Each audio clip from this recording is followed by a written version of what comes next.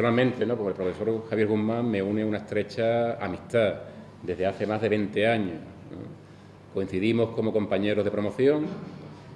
Como compañero de promoción le puedo decir que fue un compañero excelente. Como compañero de profesión también coincidimos, ¿no? Tenemos la suerte de coincidir, ¿no? Y también les puedo decir que es un compañero excelente. Como docente, pues aquí hay muchos alumnos, ¿no?, que han recibido sus clases, ¿no? Y seguro que si votáramos, ¿no?, cuál es la calidad docente del profesor Guzmán, pues seguramente saldría con un sobresaliente, ¿no? Realmente tiene una forma muy didáctica de transmitir los conocimientos, ¿no? Tiene una chispa especial, ¿no?, que le hace que sea una persona innovadora y que intente siempre buscar el elemento propicio para introducir en el alumno, ¿no?, en aquello que está explicando y hacerle sentir partícipe de esas experiencias, ¿no? Por tanto, como docente, no solamente porque lo diga yo, ¿no?, sino también por los comentarios que me llegan de otros alumnos, ¿no?, y también incluso por los premios que ha recibido en esta universidad por parte de los alumnos, ¿no? De todas formas, aquellos que no lo conocen, al final de la conferencia me podrán dar la razón, ¿no?, que, como les digo, es un excelente docente. E igualmente, como investigador, pues también les puedo decir que es un investigador excelente, ¿no? Su tesis doctoral versó sobre los bárbaros en Amiano Marcelino y obtuvo la máxima calificación, ¿no? Y a partir de ahí ha desarrollado una investigación muy exhaustiva en la Antigüedad tardía, es uno de los grandes especialistas en nuestro país y ha publicado trabajos y ha asistido a congresos tanto a nivel nacional como internacional, ¿no? Todo ello pues les permite, ¿no?, que sea una de las personas, ¿no?, más con una base formativa en el mundo relacionado con el mundo antiguo, pues más exhaustiva que existe, ¿no?, en nuestro entorno. Por todo ello, bueno, pues el profesor Javier Guzmán, ¿no?, es una garantía de que seguro, ¿no?, que ustedes recibirán, ¿no?, una información muy precisa y muy interesante en la próxima conferencia. Muchísimas gracias, Vicente. Pues no sé si voy a cumplir con las expectativas que les he dibujado de forma tan cariñosa, ¿no?, hacia mi persona, mi compañero y amigo Vicente Castañeda Fernández. Pero bueno, lo voy a intentar, lo voy a intentar a pesar de ser la primera hora de la mañana, de que no me he metido mis 3 cafés entre pecho y espalda todavía, sino solo uno, y de que, bueno, el tema es bonito, ¿no? El tema es bonito y se abarca bien. Yo, con su permiso, les voy a hablar de viajeros que llegaron a Cádiz de la antigüedad, pero me voy a levantar porque me han dado un cacharro maravilloso, que mueve las diapositivas y además tiene un puntero de luz de estos láser y yo me siento como Darth Vader. Y quiero aprovechar la sensación que tiene medio. Bueno, viajeros que llegaron a Cádiz de la antigüedad pretende ser una conferencia de la que ustedes aprendan algo y sepan cosas sobre personajes ilustres que se dedicaron a distintas actividades, que pasaron por esta ciudad, la peculiar de Cádiz, a lo largo de ese largo periodo histórico que es la ciudad. No están todos los que son, pero sí son todos los que están, son ejemplos seleccionados para que ustedes se den cuenta no solo de la atracción que ejercía Cádiz de la antigüedad sobre las personas que viajaban, sino sobre todo la importancia que tiene Cádiz en lo que es el tema de las comunicaciones. Y entonces he elegido para la cabecera de esta presentación esas 3 fotografías que tienen ustedes ahí, que son, a ver si le doy el botón, a la izquierda, lo reconocen ustedes, ¿verdad?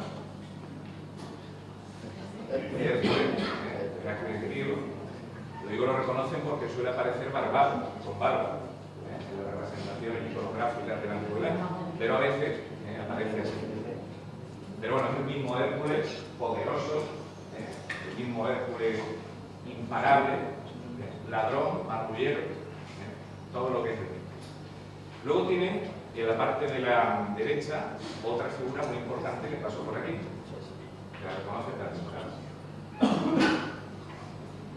¿No? César, Julio César. Y en el centro un elemento que define a Cádiz durante buena parte de la antigüedad, no toda, pero sí buena parte de la antigüedad, que es la navegación. Si algo define a los gaditanos en la antigüedad es que son navegantes, y excelentes navegantes, de los mejores del Mediterráneo.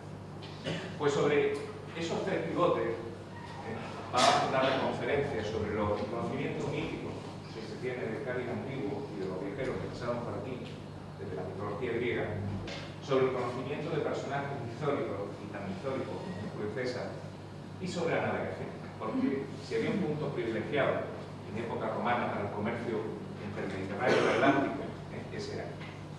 Son los tres pivotes sobre los que me voy a pasar.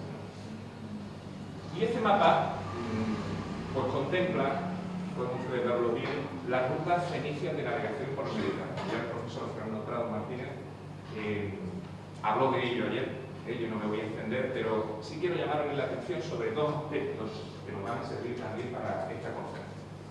El primero, que los fenicios, por motivos en los que no vamos a indagar ahora, pero que básicamente son económicos, parten de Fenicia, de la costa de Siria y Palestina, y atraviesan miles de kilómetros para llegar a lo que se conoce como el extremo occidental, la tierra de Tarso, buscando fundamentalmente, aunque no únicamente, metales preciosos. Pero no se conforman con explotar esos metales preciosos de Tarso, del sur de la península ibérica, sino que van más allá y crean rutas tanto hacia el norte como hacia el sur, buscando también metales y recursos económicos. Hacia el norte van buscando fundamentalmente un recurso básico, estratégico de la antigüedad, que es el estaño. Y hacia el sur pues van aprovechando los recursos de pesca, de los bienes que vienen del interior del continente africano, etcétera, etcétera. Nada les para,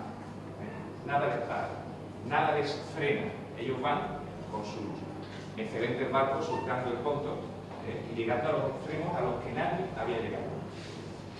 Y Gade, como ustedes saben, es una fundación fenicia, una ciudad fenicia que se establece como base de operaciones fundamental de los fenicios en este extremo. Bien, recuerden esta ruta, por favor. Perdón, he dado algo de tiempo.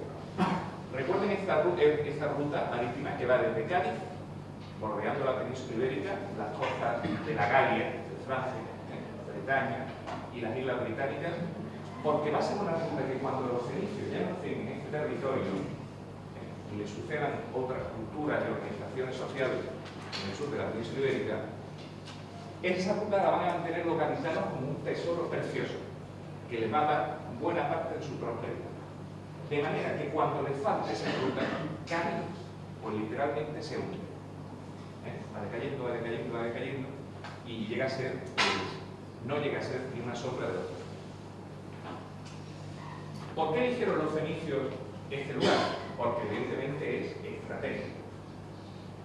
Si los fenicios de Tiro fundaron Cádiz, eligieron una pequeña isla en esta parte del mundo para asentarse principalmente por motivos de seguridad. Una isla abarcable, una isla que podían defender bien y bien comunicada. Una vez que ellos ya se sienten seguros, después de una serie de viajes de exploración, lo que hacen es dar el salto a tierra firme y asentarse con mayor potencia en ese terreno.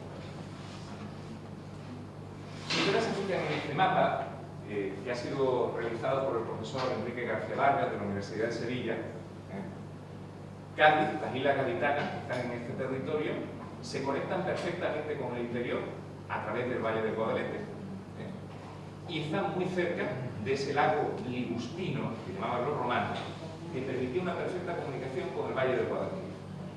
Es decir, el sitio no está elegido por capricho, no solo está cerca del estrecho de Gibraltar, con todas las posibilidades de comunicación marítima que ello implica, sino que tiene una perfecta conexión con el riquísimo Valle del Guadalete.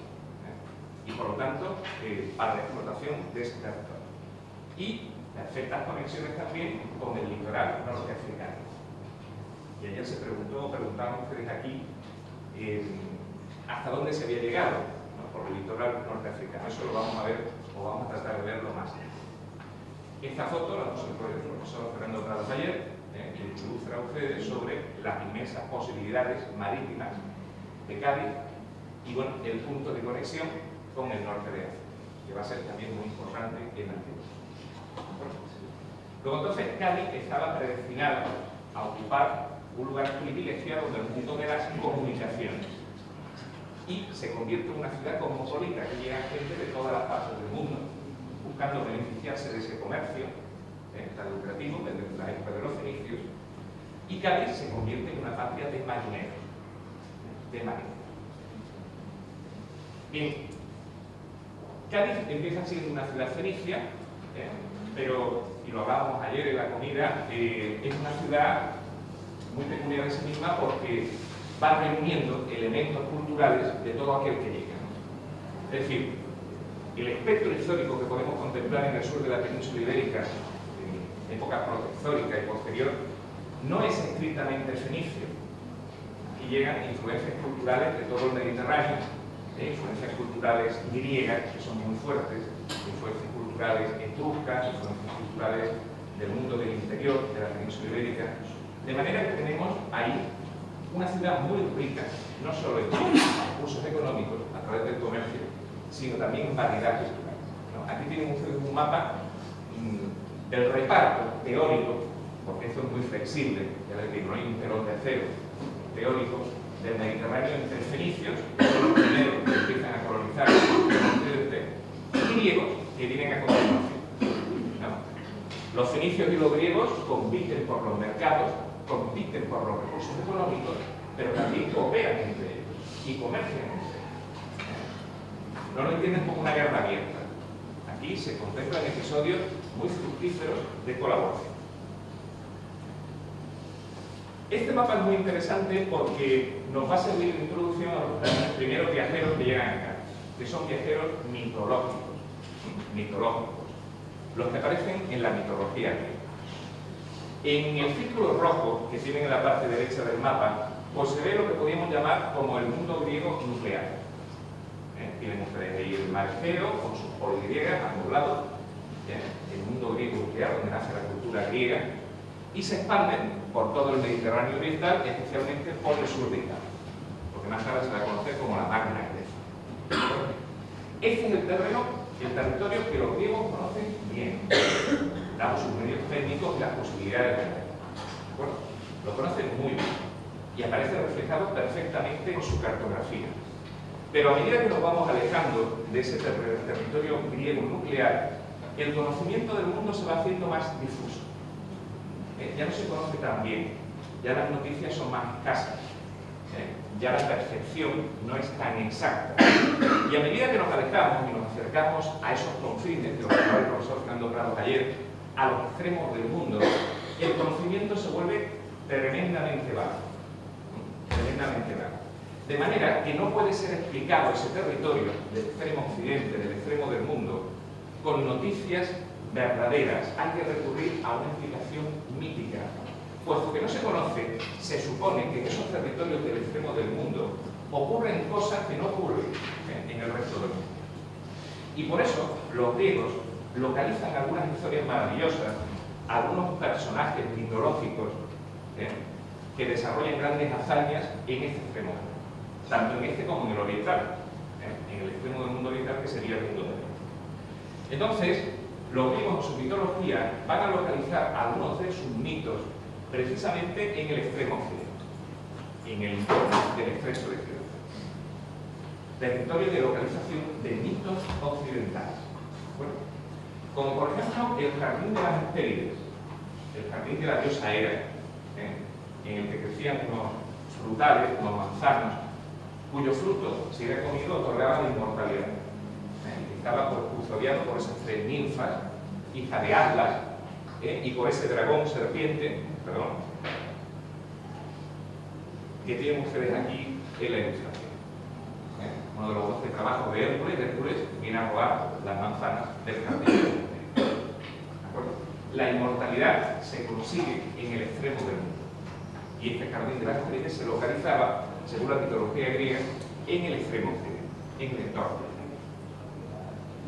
O, por ejemplo, el trabajo de los bueyes de Gerión. Gerión es el rey monstruoso de 3 cabezas, fiero, que tenía unos excelentes rebaños de bueyes rojos o de toros rojos, que por otra parte, como ustedes saben, es una ganadería muy común de esta zona. Todo mito tiene debajo, yace debajo de cada mito, una noticia histórica y verdadera. Pues hasta el extremo del mundo, en concreto hasta Artesio, y eso ya podemos decir que recientemente estaba aquí, en este entorno, viaja Hércules en la Copa del Sol para robar esos magníficos regalos. Matar primero a Gerión y luego llevárselo. Bueno, tenemos por lo tanto dos importantes mitos que los griegos localizan en este extremo del mundo.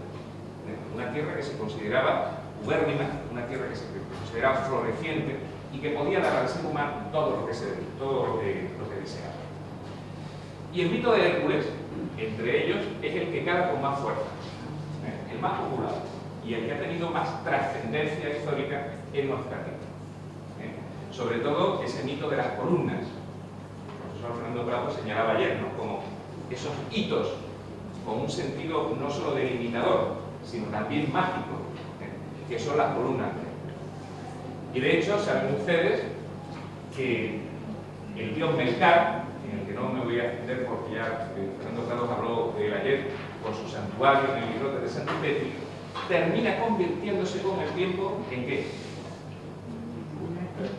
Heracles Hércules. Y el templo, el riquísimo templo de los fenicios en el islote de Santipetri, se convierte, a partir de la influencia griega y romana, en el santuario de Hércules, que sigue siendo un templo riquísimo y entregado a empresas comerciales que le aportan mucho beneficio.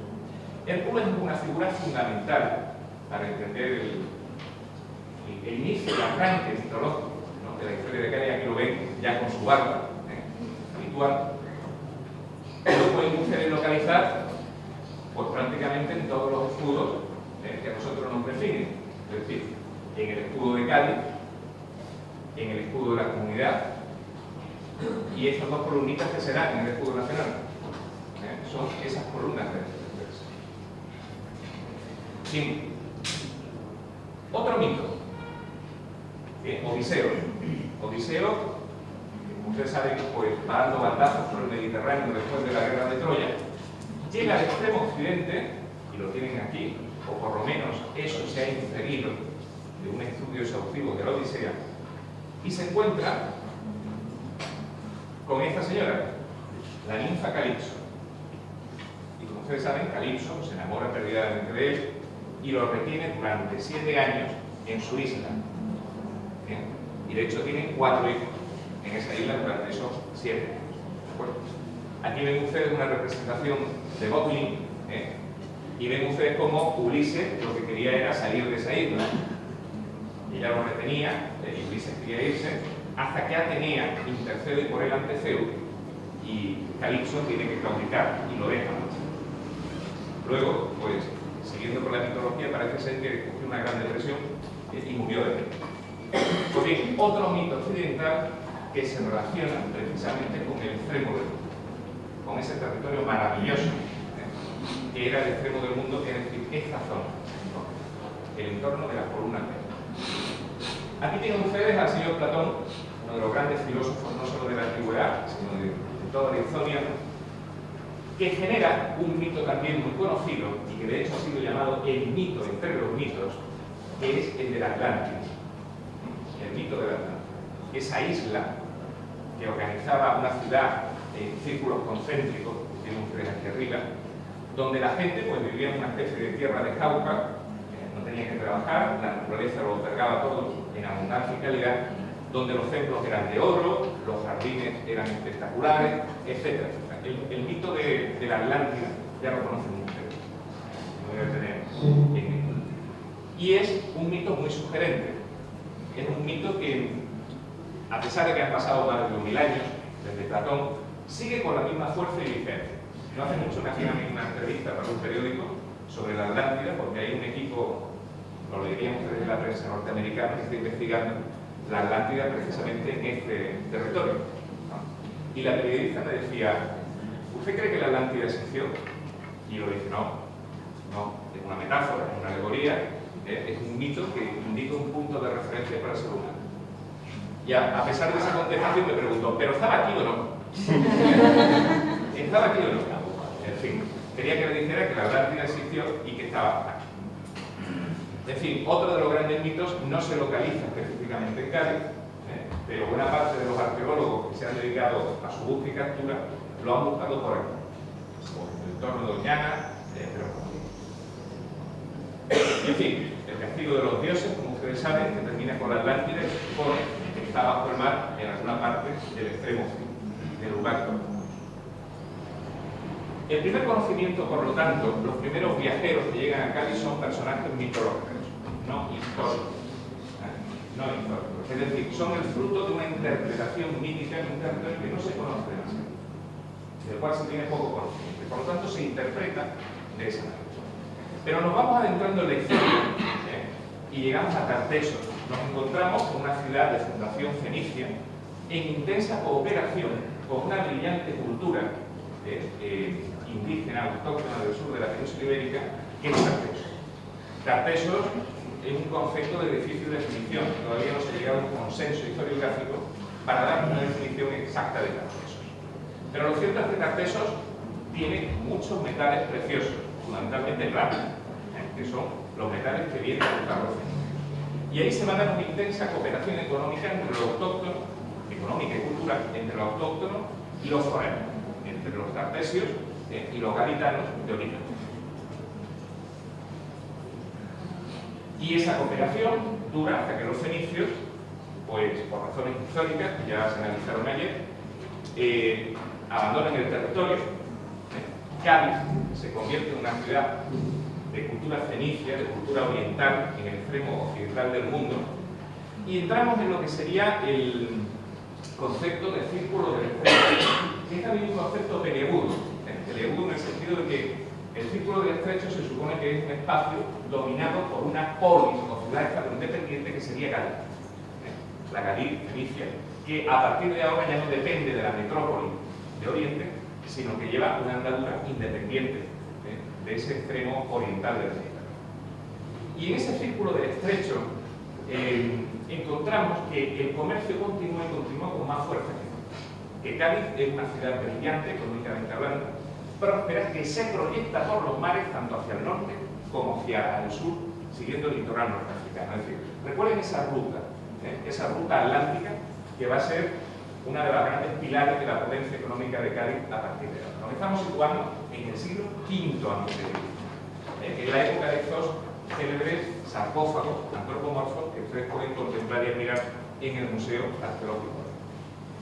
No son parejas, lo digo para el que no lo sepa, no son marido y mujer, hay 80 años de diferencia aproximadamente entre ellos. Bien, esa importancia estratégica y económica que tiene Cádiz en esta época de la antigüedad, a partir del siglo V, se traduce en una serie de viajes y exploraciones, algunas de las cuales fueron glosadas por el profesor Fernando Prado ayer, ¿no? Por ejemplo, Cartago, que es otra fundación fenicia en el norte de África, que la tienen ustedes aquí, en el actual Túnez. Cartago, una vez que se independiza, es decir, una vez que también comienza su andadura histórica sola, empieza a construir un imperio comercial en el Mediterráneo occidental y el entorno de Cádiz es una pieza fundamental en sus intereses. De ahí vienen esos periplos, como el de Janó o el de Quincón, que hablaba Fernando Prado ayer, que son viajes de exploración para calibrar las posibilidades marítimas y económicas de las rutas que no se conocen demasiado. El periplo de Janón es una descripción de un viaje bordeando la costa occidental de África que tenemos gracias a una traducción griega, es decir, no a través del documento original público, sino a través del testimonio de los griegos, y que tuvo lugar, no se sabe muy bien, entre el año 530 y 450, es decir, tránsito siglo VI a siglo V a.C.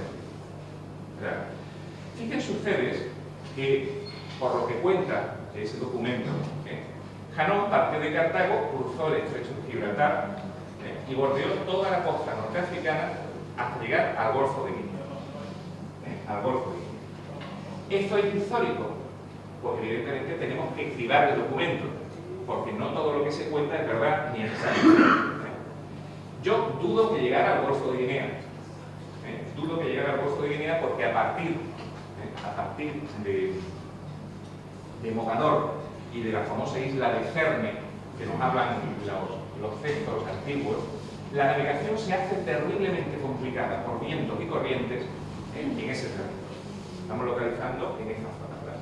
Pero bueno, podría ser que con audacia, pericia y empeño, los cartagineses hubieran logrado con sus medios técnicos sortear esos obstáculos y llegar hasta el extremo del Golfo de Guinea. Aquí tienen un mapa más preciso de lo que sería ese periplo cartaginés que buscaba consolidar esas rutas comerciales en busca de bienes, evidentemente, y que está plagado de noticias maravillosas, de interpretaciones míticas, como las que tenemos en los mitos griegos que yo ya les he explicado. Les pongo un ejemplo. Cuando van llegando al Camerún, a la zona del Golfo de Guinea, en el periplo de Janón se cuenta que los marineros vieron mujeres muy velludas en esa tierra. Mujeres muy velludas. Y cuando preguntaron a sus intérpretes de Ixus cómo se llamaban esas mujeres, dijeron gorilas. Gorilas. Evidentemente la interpretación que hacen desde la distancia de sus marineros que vienen desde muy lejos, pues no es exacta. Puede que se confundieran con gorilas realmente, o bueno, igual las mujeres eran muy velludas, vayan ustedes a saber. Pero esa interpretación, ese conocimiento que percibimos a través de estos periplos, todavía en parte mitológicos, con contenido muy mítico, pues no nos permiten conocer el estado de las navegaciones en esa época por el litoral norte. ¿Qué sucede en la cartografía que manejan los griegos y en general los navegantes que surcan en el Mediterráneo en esta época? El mapa de Eratóstenes, que es un mapa matriz del que van a surgir muchos otros mapas a partir de entonces, a partir del siglo III a.C., nos muestra un mundo pues prácticamente desconocido. Desconocido, como dije antes, a medida que nos alejamos del mundo griego nuclear, que está bien reflejado, pero fíjense ustedes lo que es la costa atlántica, el continente africano, y no digamos Persia, que fue calculada 5 veces menor de lo que realmente es. Y estos son los medios cartográficos y técnicos de que se valen estos marineros audaces en esta época de... Bien, en el siglo IV, cuando Alejandro Magno está llegando al final de su reinado, en una fecha no muy conocida, entre 325 y 310, tenemos a un viajero que pasa por aquí. No se detiene porque no le convenía. Viene de la ciudad de Marsella, en el sur de Francia, una ciudad griega, Focea, muy próspera, también competidora de otras ciudades comerciales del Mediterráneo occidental, y va buscando pues, lo que los fenicios buscaban también mucho tiempo atrás, es decir, fundamentalmente el estaño. El estaño que los griegos pues, necesitaban, como necesitaban los gadiritas o los cartagineses. Piteas de Marsella fue un navegante del siglo IV que cruzó el estrecho de Gibraltar de tapadillo, porque se supone que de otra forma no lo hubieran dejado pasar. Unos dicen que lo cruzó de noche para que no lo vieran, otros dicen que aprovechó las discordias entre los cartagineses y los sicilianos, los griegos sicilianos, para colarse por el estrecho, y luego remontó el Atlántico, circunnavegó las islas británicas y parece ser que llegó a la famosa isla de Thule. Thule, otro de esos territorios imaginarios en el extremo norte del mundo que apenas se conoció, que muchos han identificado con la isla de Islandia. El viaje de Piteas de Marsella lo conocemos por fragmentos y sobre todo por el testimonio de otros autores que sí lo leyeron. Pero esos mismos autores, Estrabón, Diodoro de Sicilia y otros más, no se lo creen ese viaje. No se lo creen. Es decir, lo tachan de embustero. Es para tacharlo de embustero, porque si esto fue real, lo de Piteas de Marsella es una auténtica odisea, con un solo barco. Cruzar todo el Atlántico y llegar hasta el Círculo Polar Ártico, hasta esa famosa isla de Thule. Y volver con el barco cargado de estaño, cruzar otra vez el estrecho de Gibraltar hacia Marsella para vivir de la renta el resto de su vida. Un cargamento de estaño era una auténtica fortuna. Es para no creerlo, pero bueno, igual sí. Igual sí. Les estoy diciendo que Piteas desafió el control de los gaditanos de la ruta occidental del Atlántico, y era un tesoro que ellos guardaban y preservaban para que sus competidores no se hicieran con esa.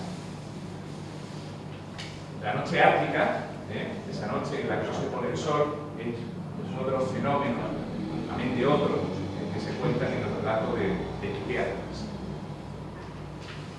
Bien, poco a poco los cartagineses se fueron afianzando en el sur de la península. No vamos a entrar ahora en el debate sobre si Cádiz entra en su órbita de dominio o se mantiene independiente, eso no llevaría mucho tiempo. Pero sí es cierto que poco a poco la presencia cartaginesa, y sobre todo una presencia militar, se va afianzando en el sur de la península. Y esa presencia eclosiona a partir de 240 a.C., después de la Primera Guerra Púnica, que pierden los cartagineses contra los romanos, ¿verdad?, buscando resarcirse de las pérdidas de la guerra con los tesoros, sobre todo metalíferos, del sur de la península. De manera que el clan de los Bárquidas, el famoso clan de los Bárquidas, el que procede con los célebres Amílcar, Asdrúbal, Aníbal Barca, el más famoso de ellos, que tienen ustedes aquí, abajo, se van afianzando en el control de ese territorio, ¿no? Cádiz, sea o no independiente, está ya dentro del ámbito, o por lo menos de las miras de la potencia cartaginesa. Y detrás de los cartagineses, en esta época, ¿quiénes llegan? Los romanos. La Segunda Guerra Púnica, el enfrentamiento a muerte entre dos potencias que ya no cabían en el Mediterráneo occidental. Uno sobra, y al final la que va a sobrar va a ser Cartago, porque es derrotada. La derrota de Cartago en la Segunda Guerra Púnica supone la llegada y el afianzamiento de los romanos de la península ibérica y su incorporación administrativa a Roma. Se crean las dos primeras provincias en España, que tienen ustedes ahí abajo a la izquierda. La España interior, porque quedaba más cerca de Roma; la España interior, que sería toda la costa del sur, porque quedaba al otro lado, más lejos. Y a partir de estas dos primitivas provincias, los romanos se van a ir adentrando en la península ibérica, conquistando territorios, sobre todo para explotar sus recursos. Eso ya lo saben. En este ámbito de dominio romano, de progresivo dominio romano, tenemos al que sin duda es el viajero más espectacular que pasa por Cádiz. La historia de Eudoxo de Cícico es una auténtica novela de aventuras. No sé si les suena el nombre, igual no. Pero este sí protagoniza, me parece que con cierta certeza histórica, una de las grandes odiseas marítimas a partir de la ciudad de Cádiz en la nación. Eudoxo de Cícico vive en una época en que ya el dominio romano es firme en la península ibérica, no digamos en el sur, no digamos en el sur. Entre el 120 y el 110 a.C., en una fecha aún no. ¿Alguien sabe dónde está Cícico? En ese momento hay un cuchillo de agua. Cícico está en Turquía, en el extremo noroccidental de Turquía. Extremo noroccidental de Turquía. Eudoxo es un marinero, un comerciante, que proviene de esa ciudad de Cícico, que está por aquí, cerca de los estrechos del Bósforo, y que comerciaba con productos que llegaban del extremo oriental del mundo. Este ya no es el occidental, sino el oriental, es decir, la India, China. Y para acceder a esos productos solo había una ruta, o por lo menos una ruta práctica, que era la ruta marítima a través del Mar Rojo. De la península de Sinaí, por el Mar Rojo, bordeando la península arábiga y hacia la India. Y a través de esa ruta llegaban las especias, llegaban las telas, llegaban los caparazones de tortuga, llegaban productos exóticos que interesaban a la gente, gobernantes del Mediterráneo. ¿Qué pega tenía esta ruta? Que estaba controlada por un poder que es el reino tolemaico. El reino tolemaico que tienen ustedes en este color rojizo, controlando la ruta que va hacia Arabia. Es decir, todo el que pasaba por ahí tenía que pagar un arancel, un caro, a los reyes tolemaicos, a los faraones tolemaicos, y volver pues, a su tierra y intentar sacar su merced.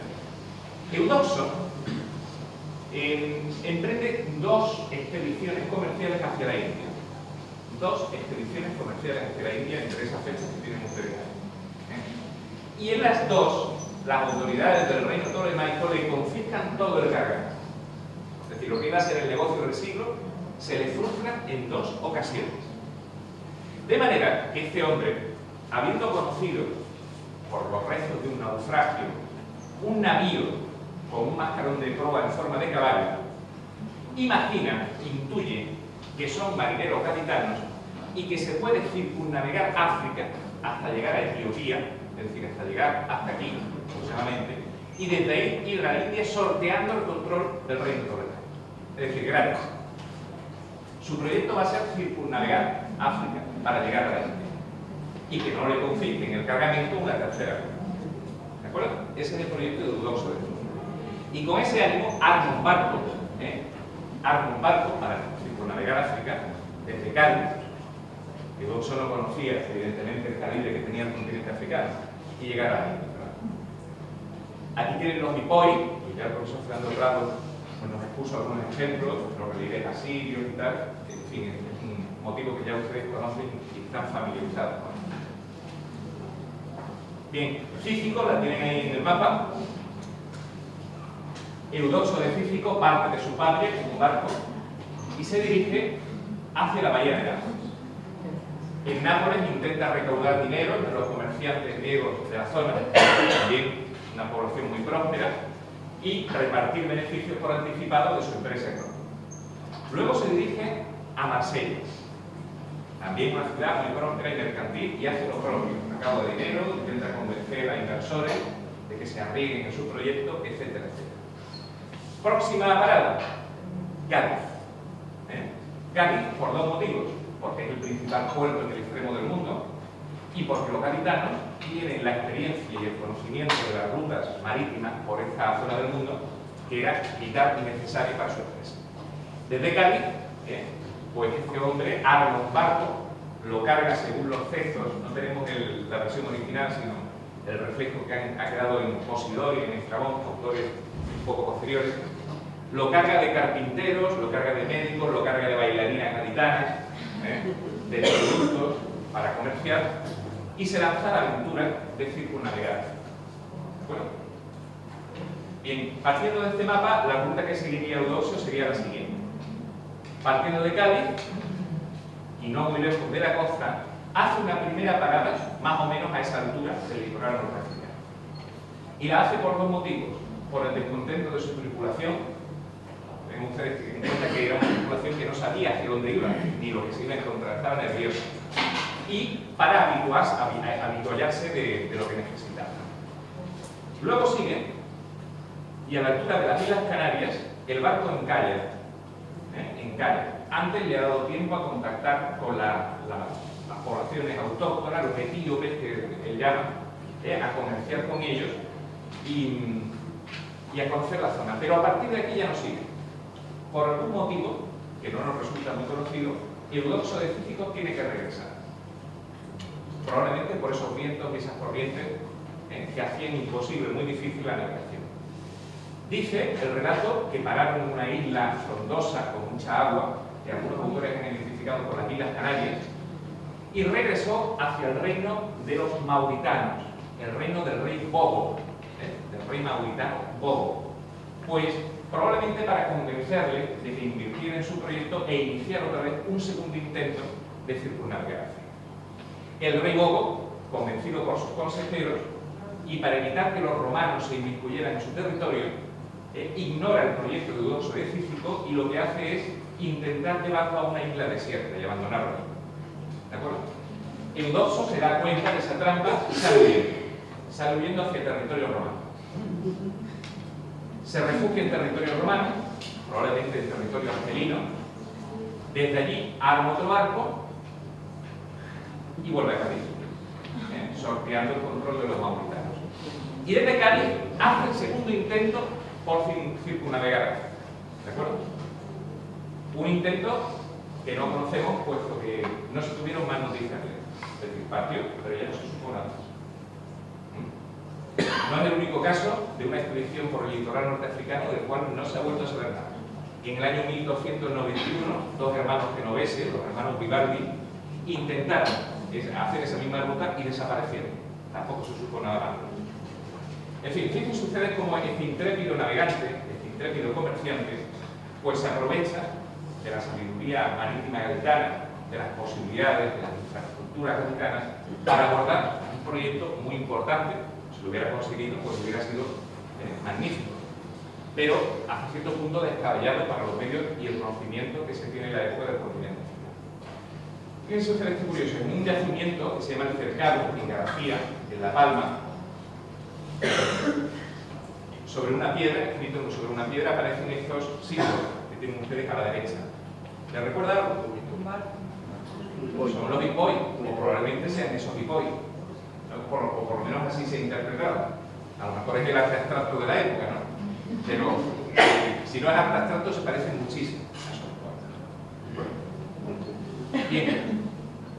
El siguiente visitante ilustre es Posidonio de Apamea. Posidonio de Apamea es un sabio, un filósofo y también lo que se conoce como un polímata, es decir, controla muchos conocimientos. Se le ha llamado el segundo Aristóteles. Tenía una escuela en Rodas, aunque él proviene de Siria, de la ciudad de Apamea en Siria. Tenía una escuela en Rodas y allí iban pues, Cicerón, iban Pompeyo, iban los grandes personajes del medio. ¿De acuerdo? Entonces, este hombre, guiado por su curiosidad, pues se vino un mes a Cádiz, se vino de vacaciones un mes a Cádiz, a estudiar las mareas. Dentro de su apetito de conocimiento, pues las mareas, porque él otorga mucha importancia a lo climático en el desarrollo de las comunidades, las mareas le preocupaban y le interesaban bastante. Se estuvo aquí un mes estudiando un fenómeno que solo se daba en el extremo. ¿De acuerdo? Tenemos, por lo tanto, que Cádiz no solo ejerce una atracción sobre los viajeros que podría llamarse económica, también tiene un atractivo para el conocimiento de los sabios del Mediterráneo. Conocimiento de las mareas, conocimiento del clima, conocimiento de los pueblos, de la geografía, etc. Posidonio escribió un tratado sobre las tierras que bordean el océano, es decir, el océano Atlántico, pero un tratado que no nos ha llegado, que solo se conocen referencias y noticias de segunda mano. Y por fin llegamos a Julio César, que es sin duda alguna el visitante más insigne que tuvo la antigua ciudad de Cádiz. Julio César, ya lo conocen ustedes, uno de los grandes personajes, no solo de la antigüedad, de la historia en general, que reúne en su persona una serie de cualidades como pocas veces se ha dado en la antigüedad. Es decir, un hombre inteligente, culto, con atractivo personal, capacidad para arrastrar a la masa, para convencer con su discurso, talento militar. Reunía todo los ingredientes para triunfar. De hecho, triunfó, aunque al final, como ustedes saben, lo malo. Bien, Julio César, que vive en el siglo I a.C., quería el poder ante todo. Quería el poder ante todo. Fue una persona muy ambiciosa durante toda su vida. Y al final de esa vida, que ya tuvo el poder en sus manos, incluso concibió instituir una monarquía, algo que los romanos detestaban, ¿no? La institución de la monarquía. Una monarquía de tipo helenístico, es decir, que anulara todas las constituciones republicanas que gobernaban. Julio César ya conocía Cádiz antes de venir en el año 61 a.C. como gobernador de la Hispania Ulterior. Vino como cuestor de un gobernador provincial en el año 68, en 7 años. Y allí, pues Cádiz le atrajo bastante. Aquí tienen la célebre pintura, o sea, la célebre estampa de su visita al Heracleio, al templo de Hércules Mercal, donde vio la estatua, la escultura de Alejandro Magno, con 32 años. Con 32 años Julio César. Y allí lloró porque decía que a su misma edad Alejandro había conquistado el mundo y él no había logrado absolutamente nada. De ahí se ve la ambición, ¿no?, que tiene Julio César, que se refleja en esta anécdota gaditana. El caso es que en el año 61 Julio César está en plena carrera por el poder, escalando puestos en el cursus honorum, magistraturas que a él le dan. Es lo que le interesa, el poder. ¿Y cómo consigue el poder un romano? Con esto. Pan y circo. Era la forma de que te votaran en los comicios para obtener una magistratura mayor que te daba más poder y te consolidaba, ¿no? Te afirmaba ese poder. Lo que pasa es que Julio César era manirroto, no escatimaba el gasto para conseguir ese poder, para sufragar las necesidades del pueblo que le iba a votar. De manera que en el año 61 estaba arruinado, pero hasta la ceja, y le perseguían los alrededores por todas partes. ¿Cómo conseguir el dinero que él necesitaba con urgencia, no solo para pagar sus deudas, sino para seguir su brillante carrera política? Vamos a robar. Que me nombren gobernador de una provincia romana, a ser posible una provincia próspera, y allí durante el año que dura mi gobierno me voy a echar a robar y me voy a recuperar. Y se recuperó. Un Julio César que llega arruinado a Cádiz, o sea, a la provincia ulterior, vuelve millonario a Roma y sí, su escalada. ¿Cómo se enriqueció? Pues lo típico en estos casos, vendiendo favores, traficando con influencias, aliándose con los sectores más pudientes de la sociedad provincial, y en concreto llamo su atención sobre estos personajes que son los Balbo de Cádiz, un clan comercial de cultura fenicia, pero con propósito de romanización, es decir, con propósito de asimilar la cultura romana y de integrarse en ella, que fueron pues Cornelio Balbo y Lucio Cornelio Balbo el Menor, tío y sobrino respectivamente. Un clan muy pudiente gaditano, con intereses comerciales en el mar, que iban a brindarle a César una gran oportunidad de pagar sus deudas y de enriquecerse. ¿Cómo lo hizo? Con los barcos que le proporcionan los Balbo, y con el conocimiento de las rutas marítimas por el Atlántico, Julio César se dedica a saquear las costas de Lusitania hasta llegar a Cádiz. Lucha contra Lusitanos, galaicos, les arrebata botín, reparte beneficios entre sus soldados, y estos soldados le aclaman como imperador, es decir, aceptan su autoridad. Luego Julio César abandona Cádiz, provincia ulterior, que tuvo una fuerte presencia en Cádiz, como ya hemos visto, y en su escalada al poder, un par de años más tarde, inicia la célebre conquista de la Cádiz. El territorio céltico por excelencia, incorporado a partir de ahora a Roma.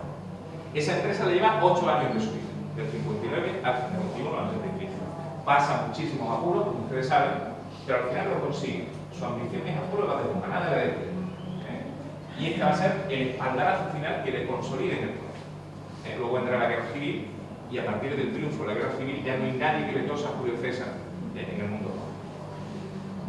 Aquí tiene una célebre estampa. ¿Quién es ese personaje? Vercingetorix.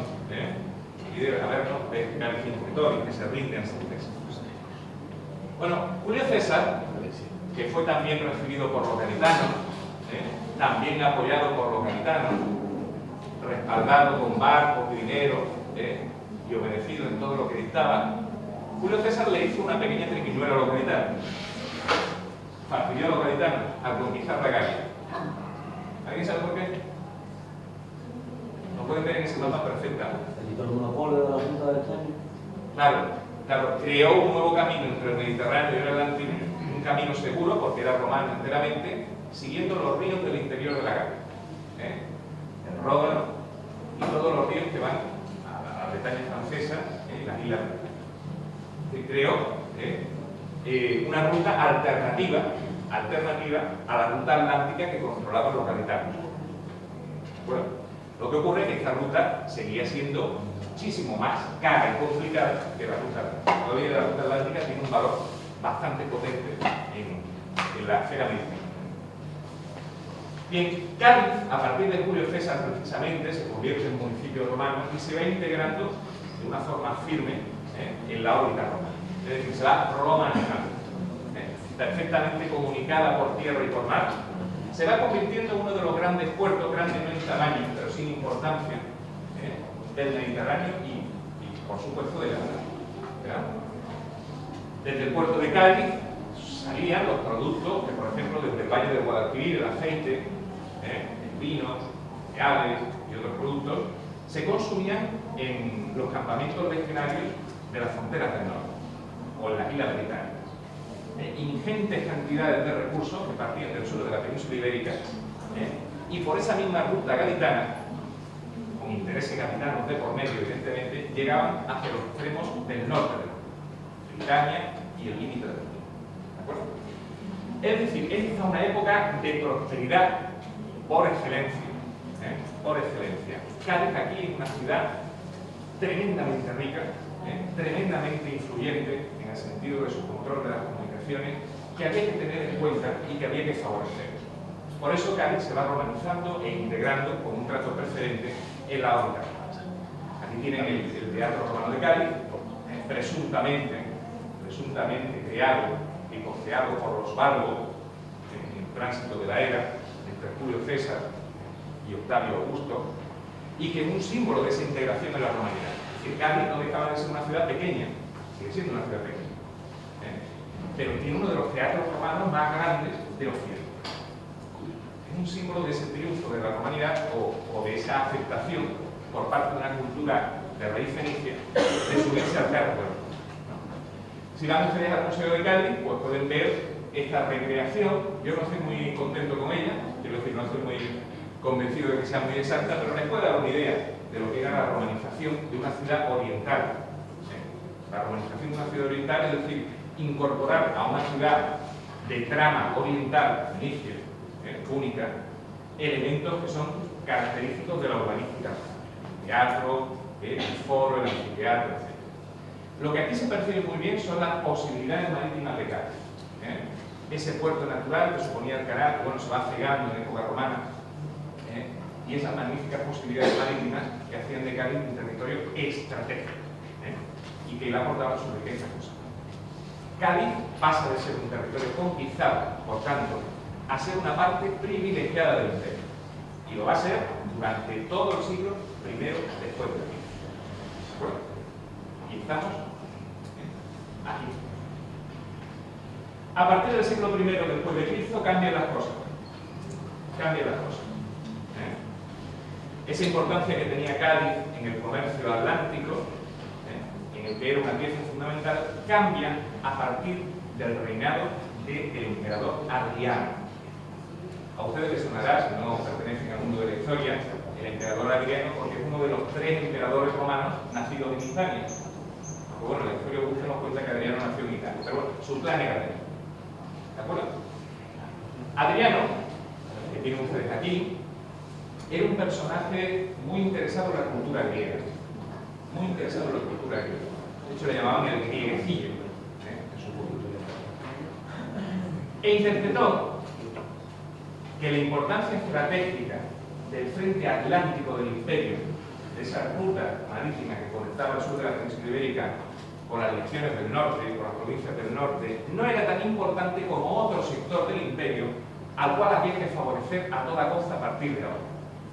¿Y cuál es ese otro sector del imperio? El mundo oriental, el mundo del Mediterráneo oriental, las provincias romanas de Oriente, Siria, Palestina, Asia Menor, Egipto.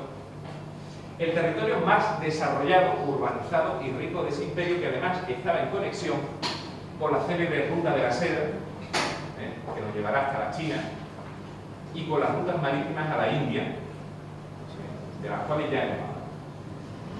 Toda la fuerza del Estado se concentra en potenciar a partir de ahora este centro de gravedad del Imperio Romano, que es el Oriente. Y por lo tanto se retira el respaldo a ese apoyo que se le ha dado a Occidente a partir de ahora. ¿Qué significa esto? Que Adriano siembra la semilla del fin y de la decadencia del puerto de Cádiz como un puerto privilegiado. Y eso que su madre era gaetana. Y eso que su madre era gaetana. Por lo tanto, a partir de Adriano hay un antes y un después en la historia de Cádiz. Vamos a tacharlo como persona non grata. Y seguimos adelante. El desplazamiento del centro de gravedad del imperio, de la parte occidental a la parte oriental del mismo, hace que Cádiz vaya decayendo. No se hunde de la noche a la mañana, pero va decayendo como puerto, va decayendo, ya no tiene la importancia de antes. Y llegamos al siglo III, en que un poeta y magistrado romano, perdón, he dicho tercero, es cuarto, mediados del cuarto, un poeta y magistrado romano llamado Abieno,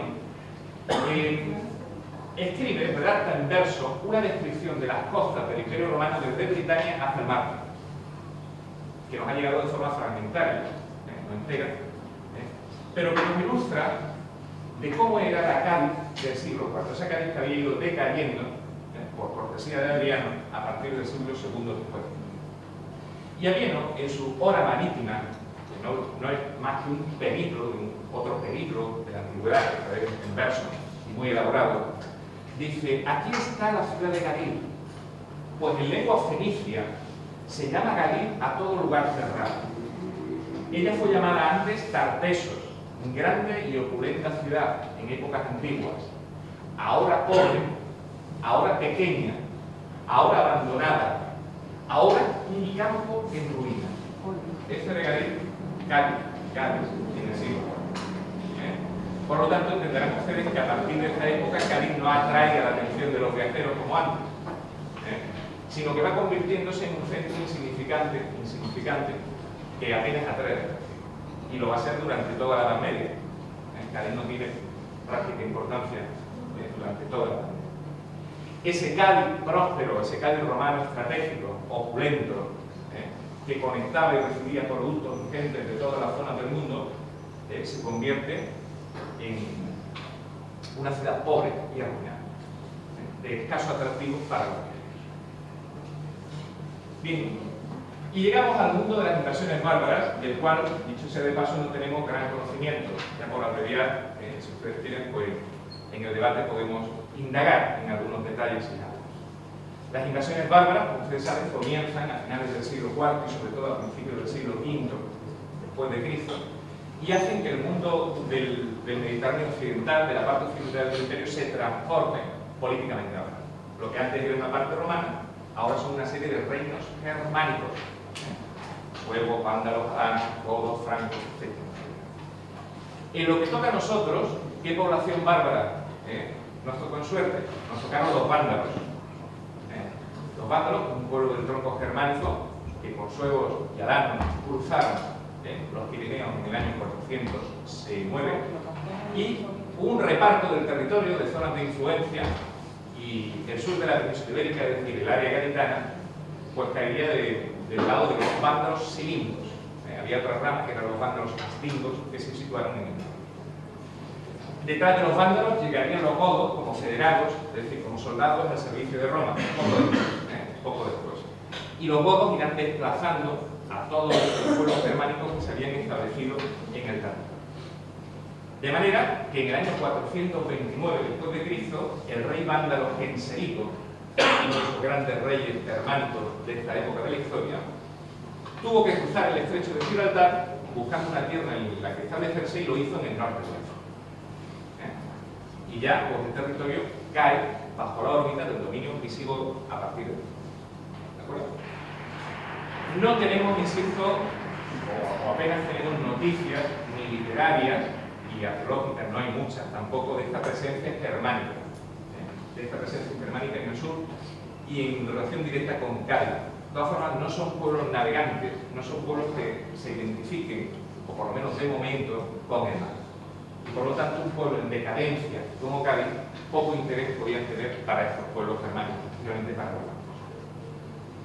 En fin, algunas estampas de lo que había sido Cádiz: puerto fenicio, puerto independiente, puerto cartaginés, probablemente, o no, un puerto romano, sin duda, que se había nutrido del comercio, que había explorado territorios, marineros, que nadie conocía antes, que controlaban rutas preciosas para el enriquecimiento de la ciudad, y al cual llegaban productos y personas de todas las partes del mundo, de todas las partes.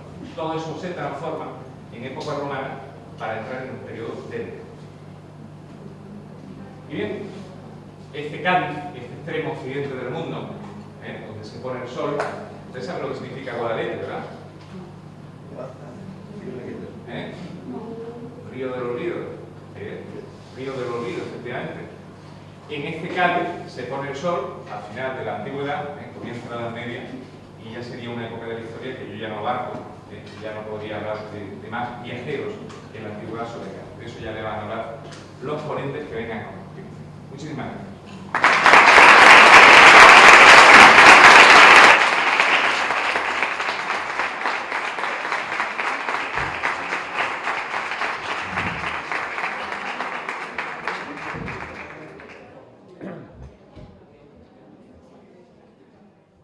Bien, Javier, muchas gracias por esta magnífica conferencia. Y si os parece, abrimos un turno de debate y de preguntas. ¿Alguna pregunta? ¿Quién se anima? Sobre el mapa de Gales antiguo, que dice que discrepa sobre cómo más o menos... La reconstrucción, sí.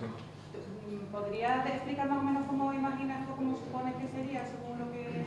Es que es difícil porque, como usted bien sabe, el Cádiz antiguo se conoce muy poco. La parte romana se conoce un poco más, evidentemente, Pero lo que aquí representa este gráfico, y en eso tiene un acierto, es decir, una ciudad laberíntica, una ciudad abigarrada, una ciudad que no tiene esa racionalidad de los esquemas clásicos, de los esquemas greco-romanos, donde básicamente se incruzan por necesidades de espacio y de trayectoria histórica elementos urbanísticos romanos, típicamente romanos, para que se vea que ahí la romanidad existe y es poderosa. Entonces tenemos el anfiteatro, supuestamente bajo el barrio de Santa María, tenemos el teatro, el pópulo, tenemos esta especie de espacio forense, público, todavía no se acaba de explicar muy bien. El circo se supone que también estaría en torno de la playa de la Caleta, pero no se ha encontrado, ni se conoce. Y en fin, pues todos los elementos que definen la urbanística romana. Y el puerto, o sea, las posibilidades portuarias, ¿no?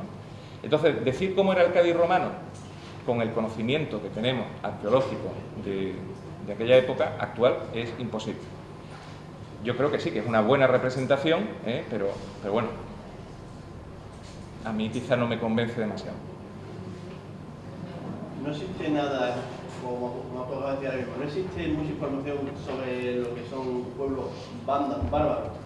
Existe muy poco. Vamos a ver, los vándalos van de paso. Es una cultura que, por lo menos en esta etapa de la historia, pues lucha contra otros pueblos de la península ibérica, se dedica a una economía más depredadora que productora, es decir, extorsiona a las poblaciones de los territorios que va conquistando y van buscando un asentamiento feraz, próspero, las tierras del norte de África, que eran el granero del Mediterráneo en esa época. Entonces van buscando eso y la primera oportunidad en el año 429 cruzan el estrecho y se desplazan hacia ahí. Entonces han dejado poco testimonio, literario ninguno,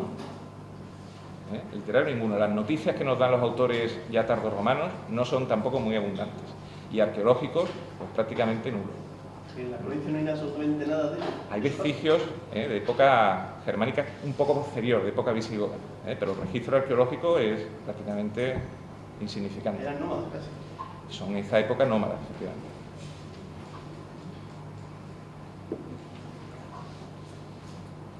Sí. ¿Podría hacer una estimación de la población máxima que pudo tener Cádiz en su máximo apogeo? Me temía esa pregunta. Porque ha habido muchos ensayos. Efectivamente.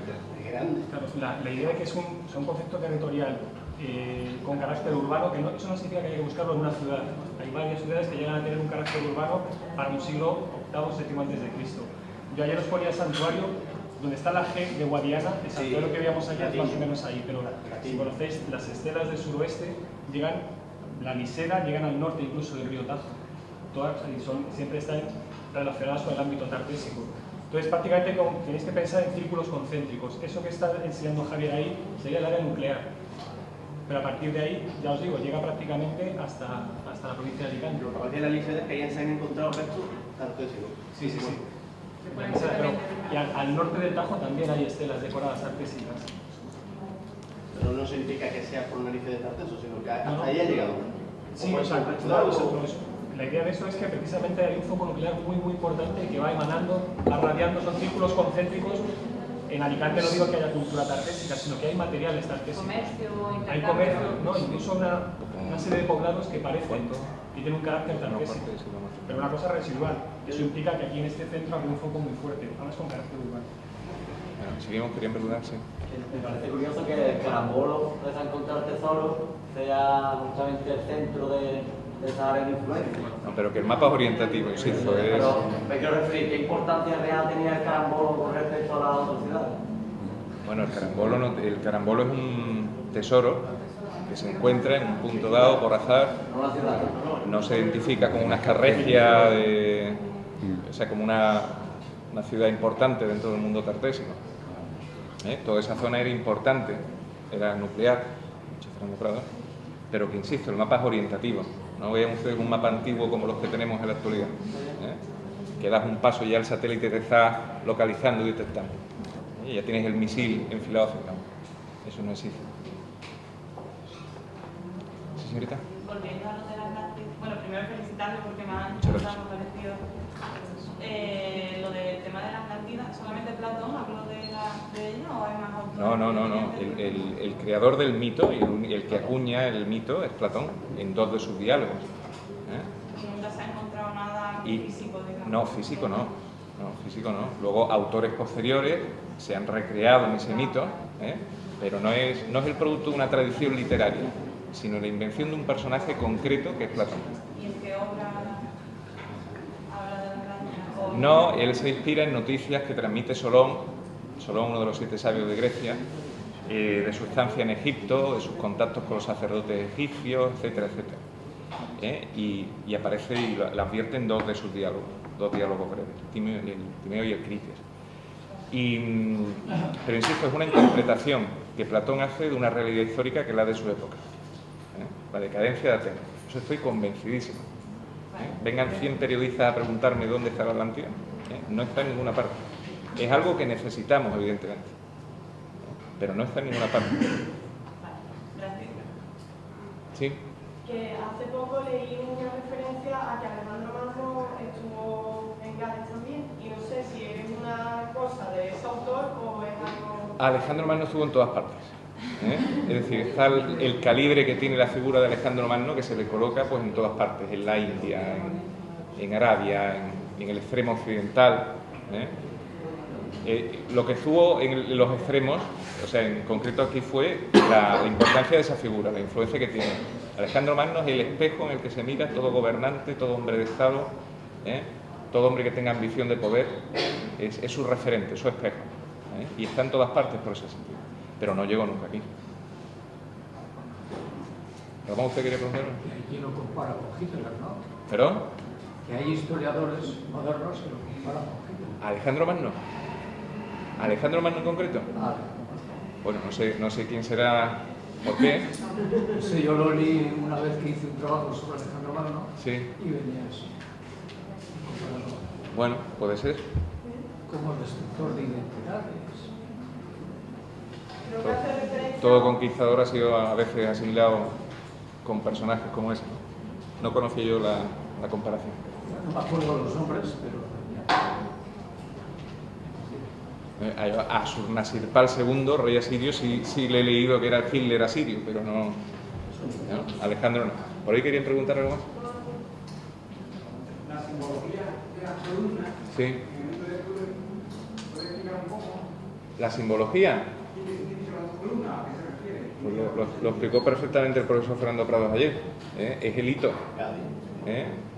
Bueno, ¿qué significan las columnas? Sí, ¿qué quiere transmitir ese... Son los 2 peñones del estrecho de Gibraltar, en el lado africano y europeo, y sobre todo el contenido vertical, simbólico, que tienen los hitos en la antigüedad. Hitos que delimitan, y que, como dijo bien Fernando Prados ayer, cuando conquistas el extremo del mundo, lo has conquistado todo entre tu padre y ese extremo del mundo. Y aquí está el hito. Las polis griegas, las ciudades griegas, delimitan sus fronteras con hitos también. Los esquiatai, que dicen los griegos. ¿Bueno? Entonces esa importancia simbólica es muy fuerte. Y más en el extremo del mundo. Piensa que el escudo de España me ha acompañado del Plus Ultra, más allá, no hay nada más allá. Más allá. Final de ese Ese símbolo es más importante que otros, porque es un final o un lugar conocido, un hito importante. Claro, es el final del mundo, a partir de ahí no hay nada más.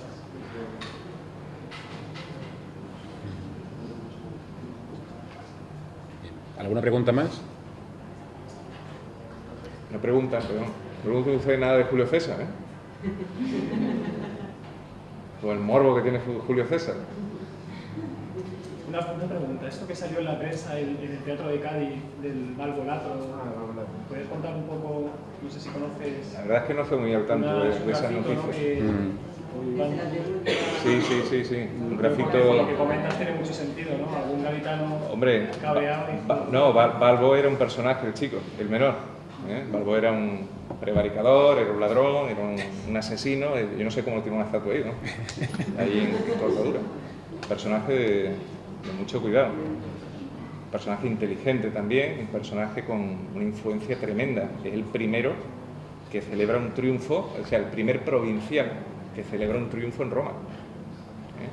Cuando ese era un privilegio que se relacionaba con personajes romanos o italianos con mucho, pero que uno de Cádiz venga a celebrar un triunfo en la Roma del siglo I a.C., eso era tremendo.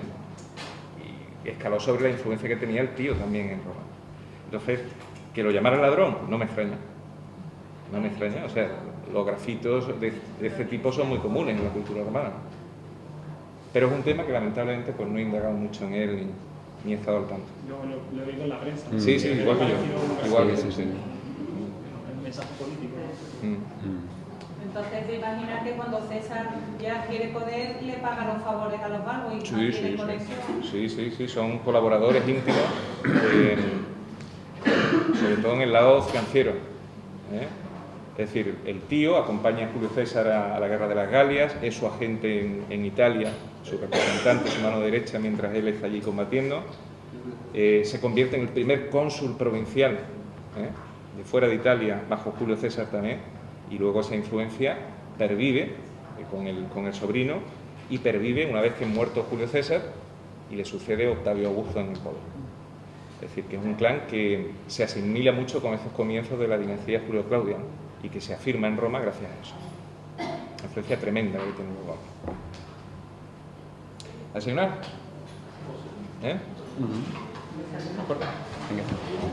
Venga, si os parece, nos vemos a las 12 menos cuarto para la siguiente conferencia.